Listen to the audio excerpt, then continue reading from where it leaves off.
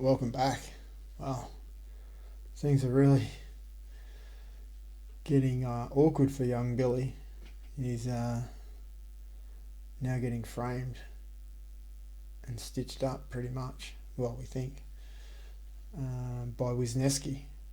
They've found a gun that's traced back to the shooting of Joe Washington. They've found a knife associated to the murder of Ramona Delavu, both in Billy's apartment. Convenient somewhat, you'd think, but anyway, that's the story so far. And he's now under arrest. So that's where we're up to. As always, hope you're enjoying the stories. If you are, please subscribe below and we'll send you the updates. And if you're just joining us, there's a playlist. Feel free to go back and enjoy. We're up to chapter 53. If there's any other comments or ideas or books you may like to hear, let me know in the comments below. But as for now, we're up to chapter 54, The Black Book. James Patterson, David Ellis, and we're in the past.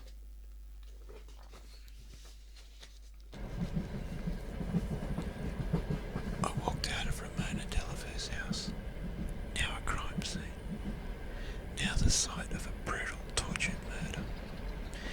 In the time I was inside the house, fighting off questions for Wisniewski and staring down my sister, the press arrived, gathering in droves outside, running their cameras and tossing out questions to anyone who would respond. I could hardly blame the media for assembling here. The madam, the manager of the Brownstone brothel, the same week that the sex club trial was to begin, was permanently silenced. Paddy, who slipped out before I did, was walking quickly down the sidewalk, past the media horde, toward her car. I picked up my pace and called out to her. She didn't respond, so I started walking faster. She wasn't going to start running. That would look too strange, especially in front of the reporters. Eventually I caught her. I grabbed her arm and pushed her towards the walkway of another house, more than half a block away from the crime scene.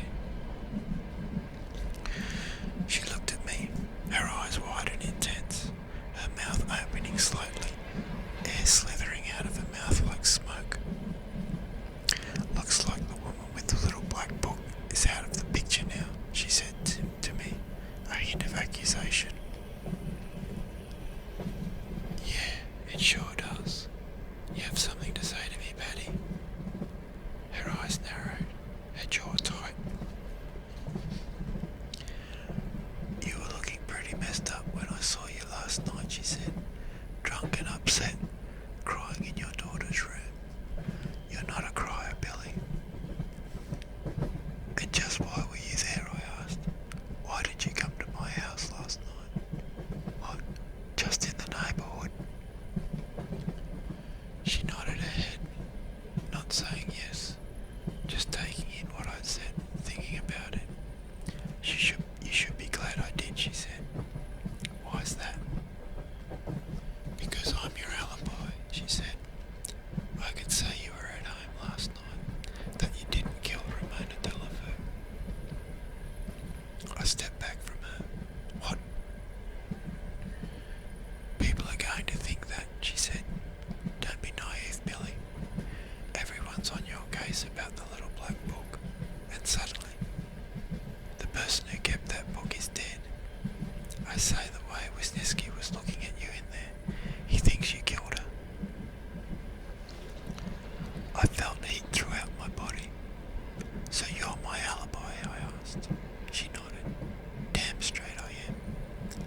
I guess that works both ways, I said. What does that mean? It means, I say, that I'm your alibi too. Her eyes lit up, her body tensing. She looked to her right, at the glut of cameras and microphones. Is that why you came to my house, I asked. So I could cover for you. So I could say, gee,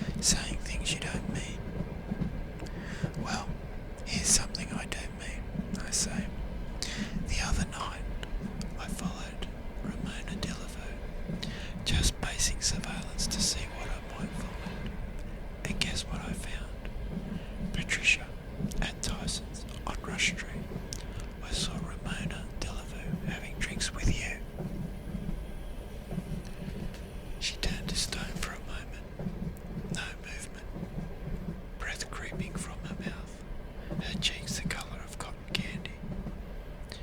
I was trying to get her to give up the little black book, she said.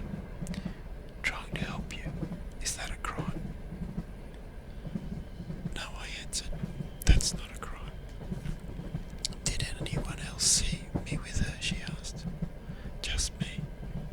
Did you take pictures? I shook my head no.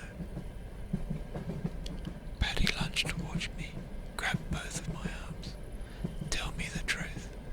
Did you snap any photos with that phone you wouldn't even know how to use if it weren't for me? Jesus, no, I pushed her away. But maybe I should have. Maybe you shouldn't have, she said, catching herself, the volume of her voice and lowering it.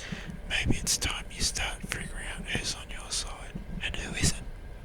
She emphasised the point, both thrusting her index finger into my chest. And you're on my side, is that it? She looked at me again, her eyes looking moist, but her face tight, controlled. You're my twin brother, she said. You're family. We always stick together. We don't tell our secrets. Do we, little brother? I shook my head. This goes beyond family. Nothing goes beyond family. Nothing. Did you kill her, Patty? It was her turn to step back, just a small step, to get a better look at me. I come to your house late last night and find you completely unravelled, distraught, a shattered, empty bottle of Maker's Mark on the floor, looking like you've been through something horrifying, and you're asking me if I killed her. I nodded my head. That's what I'm asking, I said. That's the wrong question, she said. Yeah, and what's the right question? Patty looked again to her right, towards the crime scene, and the gaggle of reporter. The right question, she said to me, is, would you turn me in if I did? I started to respond, but then I heard my name being called, and we both saw and turned. I started to respond, but then I heard my name being called, and we both turned and saw Kim Beans, the reporter, jogging our way, with a recorder in her hand. Patty drew close to me. Just so you know, baby brother of mine, she whispered, I would never, ever turn you in. She pivoted on her heels, showing me her back, then continued walking down the street.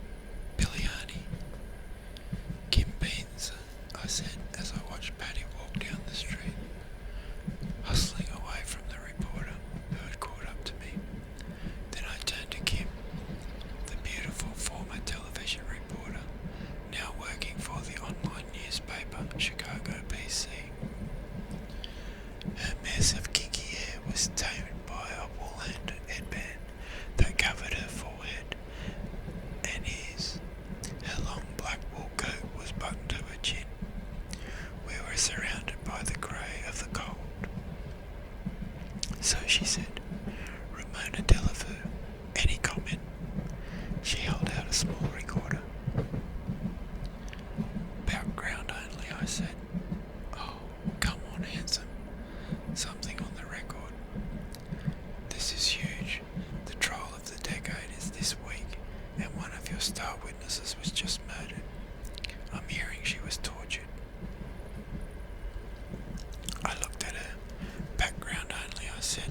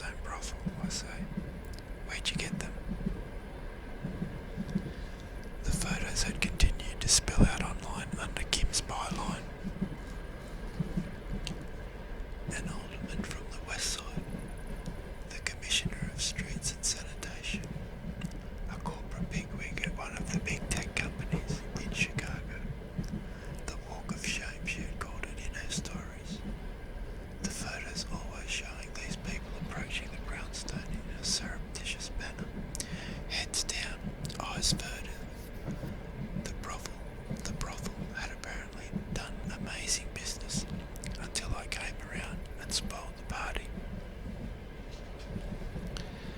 Leaks of the photos had slowed down in frequency. Initially, Kim was putting them out on a daily basis, but now it was once a week.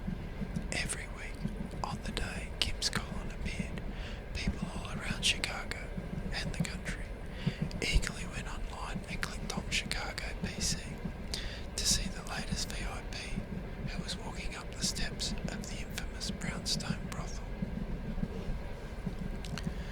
She gave me a coy smile. I'm supposed to ask you the questions, you know. I have to protect my source. The pesky First Amendment, I say. Right, but I'll tell you this much, she said. The photo coming out this week, it's gonna blow your socks off. Maybe I didn't really care, but it definitely captured the imagination of this city. Kim had done an expert job of teasing her readers, drawing out the story to its maximum length for maximum effect, and promoting herself in the process.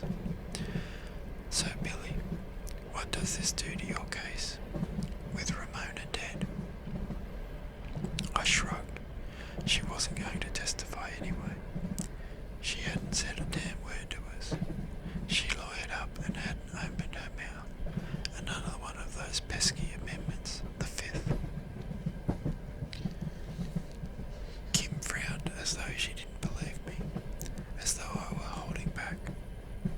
I'm hearing different, she said. I'm hearing that the prosecution offered her immunity if she talked. You know that Hellcat prosecutor the state's attorney put on the case? The hotshot they brought in from Wisconsin after she took down the US Senator, Amy Latini. I felt something stir inside me. What about her? I'm hearing she offered Ramona a get out of jail free card if she turned over the little black book. Total immunity. I gave her a blank look, or at least I hoped it was blank. But this was something new. First I'd heard of it.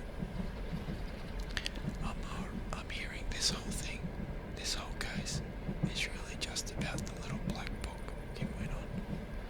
That this prosecutor, Lentini, went to every single one of the people who were arrested, even the mayor, and said she'd drop the charges if they could tell her about the little black book. I shook my head, but I wasn't saying no.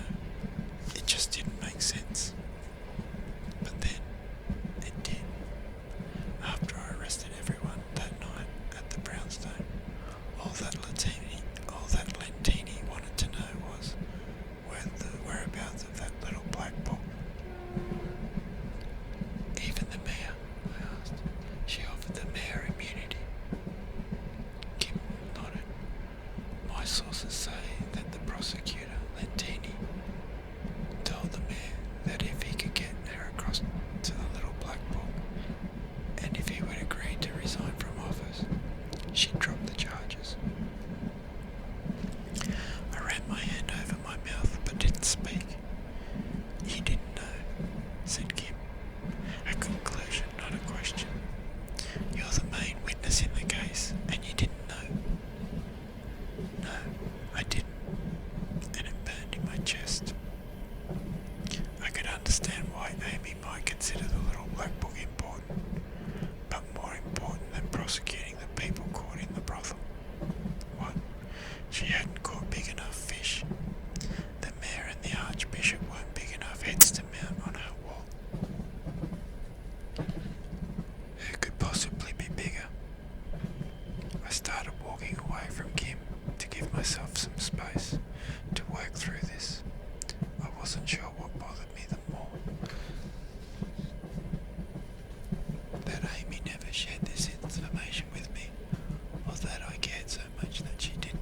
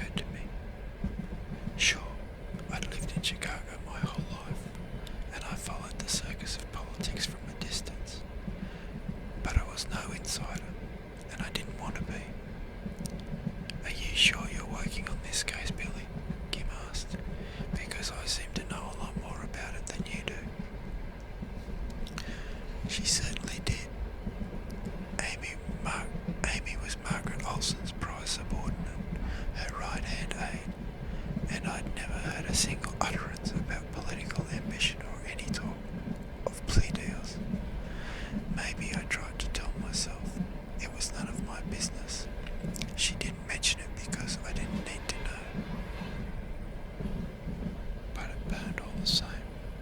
Every time I thought I'd figured Amy out, I learned something new.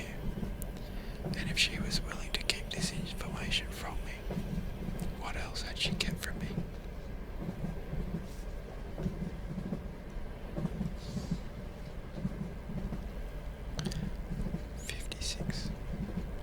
I walked into Amy's office at our scheduled time, 10 o'clock. Preparation for the big trial. My head was still ringing from all the booze I drunk last night, and from what Kim Beans had just told me, and from my conversation with my sister, Patty, at the crime scene. Take your pick. Amy greeted me formally outside her office. Good morning, detective. So good of you to come. But when she closed the door, when it was just the two of us, she put her hands on my chest. Hi there, she whispered. I drew back, surprising her. Last night we'd kissed, but it was more than a kiss. It had unleashed things in me I hadn't felt in years. She felt it too, or so I thought. She read the look on my face and waited for me to explain. I need to ask you something, she said. I said. She looked at me as though she didn't understand. She also looked, by the way, radiant, dressed in a light grey suit, her hair pulled back professionally. She was smart, very smart, and beautiful, a deadly combination for me. Did you offer Ramona Delavue immunity if she turned over the little black book? Amy blinked. Just once, but otherwise didn't flinch. Yes, she said. And the other defendants, the Archbishop, the Mayor, the celebrities and the businessmen, did you offer them immunity if they could help you find the little black book? I did, she said. And you never mentioned it to me. She shook her head. I'm the prosecutor. You're the witness. It isn't my job to keep you apprised of every step of my trial strategy. She angled her head at me. Anyway, that was before I got to know you, before I started to. To what? I asked, realizing how much I wanted to hear the words. To trust you, she said, and care about you. How badly I wanted to give in to that, to believe that, to let down my guard and let her in. But I didn't speak. I saw the look of hurt on her face when I didn't respond. But I needed more answers. You know, I suspected you took the little black book, she said. I never hid that from you. I wanted that little black book. I didn't care how I got it. Do you still? I asked. Do I still what? Do you still think I took the little black book? She paused, just one beat of my heart, before she said, no, I don't. But you still want it. You still want your hands on it. She raised her eyebrows. Actually, no. I mean, I do. But it's not up to me. What does that mean? She tucked a strand of hair behind her ear. Well, I've been told it's not a priority anymore. I was told to drop it for now and just focus on winning the sex club trial. And why's that, I asked. Why the change? Why? Because the entire country is following the sex club case,